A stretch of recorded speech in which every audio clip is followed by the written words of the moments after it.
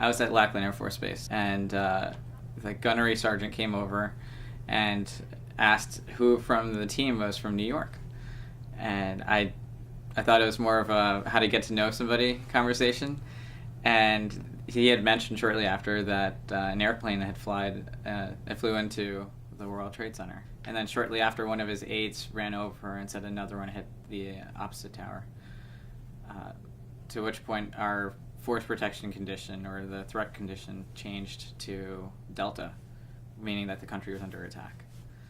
And from there, we took cover, and we were advised to get ready because we were probably going to deploy very soon in light of what had just happened. I deployed shortly after, September 17th, 6 days later, and our job was to take over the airfield in Kandahar. I didn't actually even know that I was deploying to Afghanistan. They actually told us to just pack our bags, and we got into an aircraft, and we were off. It wasn't until we were actually over Afghanistan airspace that we knew that we were going to Afghanistan. The very first night of just taking over the airbase was the most memorable.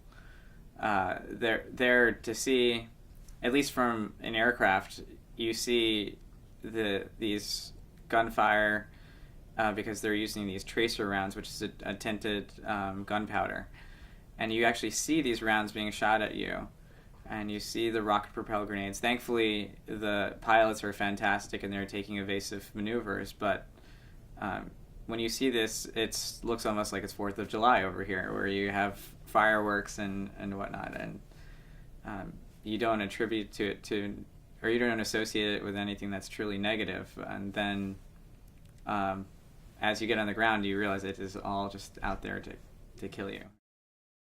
For most military people that are actually serving on the ground, it's not about the politics. It's really just about getting from point A to point B without getting killed and not getting your team killed. And that's the simple mission. I took college. I looked at it a little bit differently than I think most others do. I looked at it as another mission in my life, where my objective was to make it from one class through the next class.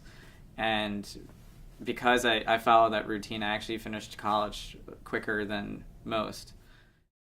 I think that ambition and that drive really comes from the military, because the sooner you are in front of your objectives and your mission, the better off I think you'll be.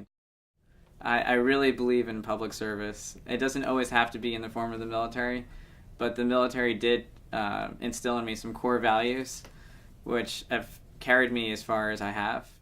I do have a current mission in hand, which is to work at the Agency for International Development, working on the ground to distribute aid. It was a fantastic humanitarian assistance mission.